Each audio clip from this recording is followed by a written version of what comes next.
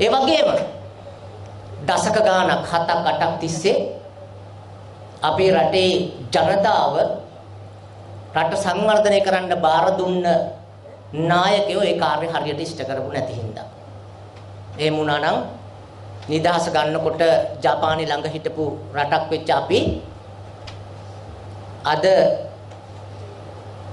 2022 අවුරුද්දේ ලෝක සිතියමෙන් අයින් කරපු රටක් බවට පත් වෙන්නේ නැහැ.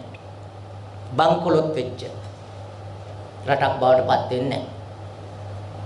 බංකොලොත් කියන්නේ පුතේ දැන් ඕගොල්ලන්ගේ අල්ලපු ගෙදර කට්ටිය බංකොලොත් කියලා දිස්ත්‍රික් උසාවියකින් ප්‍රකාශයටපත් කරොත් කවුරුත් ණයක් දෙන්නේ නැහැ. කිසි පිළිගැනීමක් නැහැ සමාජේ.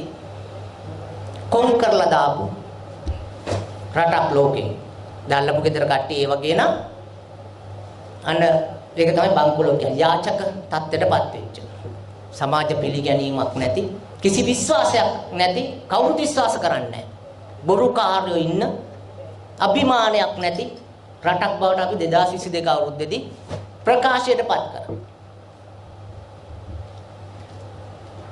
එහෙම කාලයක් ගත වෙච්ච හින්දා තමයි ඔබට ඔබගේ දෙමව්පියන්ගෙන් ඈත් වෙලා දෙමව්පියන්ට ඔබෙන් ඈත් වෙලා මේ රටෙන් ගිහිල්ලා වෙන රටවල් වල හම්බ කරන්න සිද්ධ වුණා. එතකොට ඔබගේ වගකීම තමයි ඒ අම්මගේ තාත්තගේ අරමුණු ඉෂ්ට කරන එක. ඒක පුතේ මේ වාගේ මේ paper qualifications ශිෂ්‍යත්වයේ සාමාන්‍ය පෙළ උසස් පෙළ විශ්වවිද්‍යාල උපාධිය අරගෙන විතරක් කරන්න පුළුවන් දෙයක් නෙමෙයි. ඒක එක කොටසක් විතරයි ඔබේ ජීවිතේ. දැන් එහෙම බෑ කියලා තමයි මේ ඔප්පු වෙලා තියෙන්නේ. මහා ලොකු උගත්තු ඉන්නව රටේ, වියත්තු ඉන්නව, රාජ්‍ය නිලධාරීන් ඉන්නව ලොකු ලොකු තනතුරු දරන. හැබැයි රට සංවර්ධනය කරගන්න බැරි වෙලා තියෙනවා. අපිට අත්දැකීම් තියෙනවා රාජ්‍ය සේවය අපි දන්නවා.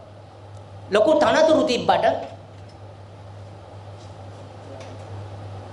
නිසි පරිදි සංයුක්ත අධ්‍යාපනයක් ලැබලා නැහැ. පොතේ පතේ දැනුම තියෙනවා. හැබැයි කිසි සහකම්පනයක් නැහැ. Tamanට කරන්න තියෙන රාජකාරිය මොකද්ද කියලා අවබෝධයක් නැහැ. අපි ඔබෙන් බලාපොරොත්තු වෙන්නේ නැහැ එවැනි පුරවැසියෙක්. මතක තියාගන්න. මේ රටේ පුරවැසියෝ ඔබේ අම්මා තාත්තා වගේම මේ රටේ මහ ජනතාව ඔබට ඉගෙන ගන්න, මේ පාසල් හදන්න, ගුරුවරුන්ට ගෙවන්න, ඒවට අවශ්‍ය පහසුකම් දෙන්න.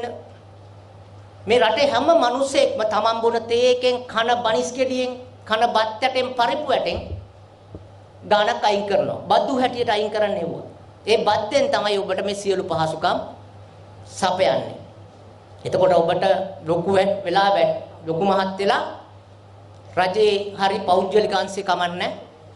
තමන් හොඳ රැකියාවක් කරනකොට මේ රටේ හොඳ පුරවැසියෙක් හැටියට ඔබට පළවෙනි වගකීමක් තියෙනවා ඔබට ඉෂ්ට කරන්න. මේ රටේ සංවර්ධනයේ දිශානතියට ගෙනියන්න. රටේ මේ ඔබට උගන්වපු දුක් විඳ පුරවැසියන්ට වැඩ කරන්න. ඒ උන්ට අහුම්කම් දෙන්න. දැන් අද රටේ අපේ රටේ නිලධාරීන් හරිම උද්දච්චයි. තමන්ට කරන්න තියෙන කාර්යය මොකද්ද කියලා අවබෝධ කරගන්නේ නැහැ. පුරවැසියට කන් දෙන්නේ නැහැ. පෞරුෂත්වයේ තියෙන ප්‍රශ්නයක් හින්දා තමයි පුතේ එහෙම වෙන්නේ. පෞරුෂත්වය සංවර්ධනය වෙලා නැහැ, වර්ධනය වෙලා නැහැ. දැනුම තියෙනවා. අවුරුදු සමහරට 50ක් 60ක් 100ක් පරණ න්‍යායන් ඉගෙනගෙන තියෙනවා. ප්‍රායෝගික භාවිතයට යොදන්න බැරි වෙලා තියෙනවා. මිනිස්සුන්ට අහුම්කම් දෙන්න බැරි වෙලා තියෙනවා. ඔබත් එහෙම කෙනෙක් වෙන්න එපා. එහෙම වුණොත් අපි හැමදාම මෙතනම තමයි. රට සංවර්ධනය කරගන්න නම් දරුවනේ ඔබ කැප වෙන්න ඕනේ. ඒ යුතුයකම අපේ මේ පුරවැසියන්ගෙන් ඉෂ්ට වෙලා නැහැ. දැන් ඉන්න වැඩිහිටියන්ගෙන් මේ පුරවැසි යුතුයකම ඉෂ්ට වෙලා නැහැ. ඔබ එහෙම වෙන්න එපා. කොහේ මොන රාජකාරිය කරත් අපිට ඉටු කරන්න සමාජ වගකීමක්, සමාජ යුතුයකමක් තියෙනවා කියන එක ඔළුවේ තියාගන්න. තමන්ගේ දෙමව්පියන්ට හොඳින් සලකන්න, ඥාතීන්ට සලකන්න. ඒ වගේම රටේ සංවර්ධනයට අපිට කරන්න යම් කාර්යභාරයක් තියෙනවා අපේ වෘත්තිය ඇතුලේ. ඒ කාර්ය මොකක්ද කියලා අපි හොඳින් වටහාගෙන ඒක අපි ඉෂ්ට කරන්න ඕනේ. ඒ වගේම හරි දේ මොකක්ද? නිවැරදි දේ මොකක්ද? යහපත මොකක්ද? හොඳ දේ මොකක්ද කියලා ඔබට තේරුම් ගැනීමේ බුද්ධියක් ඔබගේ ගොඩනගා ගන්න. නිවැරදි දේ තෝරගෙන නිවැරදි දේ ක්‍රියාත්මක කරන්න කවුරු විරුද්ධ වුණත් ඔබට ශක්තියක් තියෙන්න ඕනේ. ඒක තමයි ඔබගේ ආත්ම ශක්තිය, ඔබගේ පෞරුෂත්වය. ඒක ගොඩනගා ගන්න. මම දැන් බැලුවා ජාතික ගීය කියන වෙලාවේ කී දෙනෙක් කියනවද කියලා. බොහොම සීමිත ප්‍රමාණය. ඇයි ඔබට අනවශ්‍ය සබකෝලයක් තියෙන ඔබගේ. නිවැරදි දේ කරන්න ඔබ හොඳ පෞරුෂත්වයෙන් යුතුව ඉදිරිපත් වෙන්න ඕනේ. ජාතික ගීය ඇහෙනකොට ඔබ ඔත වැඩි යන්න ඕනේ. ඒ කියන්නේ හැඟීමක් තියෙන්න ඕනේ. රට ගැන හැඟීමක් එන්නේ එතනින්. ඔබට ඒක ආවම තමයි ඔබගේ පෞරුෂත්වය හැදෙන්නේ. ඔබ රටට ආදරය කරන්නේ. අපි මම මගේ රට සංවර්ධනය කරගන්න ඕනේ, දියුණු කරගන්න ඕනේ කියන හැඟීම් ටික ඔබ ගොඩනගා ගන්න ඕනේ. දරුවනේ ඔබ ඉගෙන ගන්න. නිර්භයව නිවැරදි දේ කරන්න, හැමතිස්සෙම කටයුතු කරන්න. හොඳ අනාගතයක් හදාගන්න, දෙමව්පියන්ට සලකන්න. ඒ වගේම රටේ සංවර්ධනය ගැන හිතන්න. ඉදිරි වසර 5-10 තුළ හොඳ අපිට දේශපාලන නායකත්වයක් ලැබිලා තියෙනවා. මධ්‍ය මහා විද්‍යාල වලින්, සාමාන්‍ය මහා විද්‍යාල වලින් ඉගෙනගෙන දේශපාලනය හදාරලා රටේ ජනතාව ගැන හොඳ කැක්කුමක් තියෙන පාලනයක් අපිට දැන් ඇවිල්ලා තියෙනවා.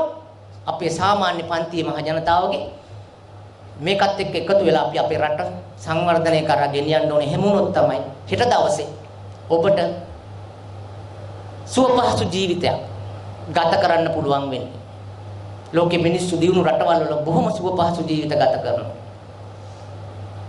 අපි හිතුවා ලංකාවට ආධ්‍යාත්මික වශයෙන් දියුණුයි භෞතික දියුණුව නැතත් කියලා. හැබැයි දැන් අපිට පේනවා භෞතික දියුණුවක් නැහැ, ආධ්‍යාත්මික දියුණුවක් නැහැ කියලා. ඒක දැන් දවසින් දවස තහවුරු වෙමින් යනවා. ඉතින් ඒක නිසා මේක අපි හරි දේ හොයාගන්න ඕනේ. හොයාගෙන ඒ දේ වැඩි වර්ධනය කරමින් රටේ දියුණුව හදා ගන්න ඕනේ. ඒ සඳහා ඔබ සියලු දෙනාට ශක්තිය ධෛර්ය ප්‍රාර්ථනා කරනවා.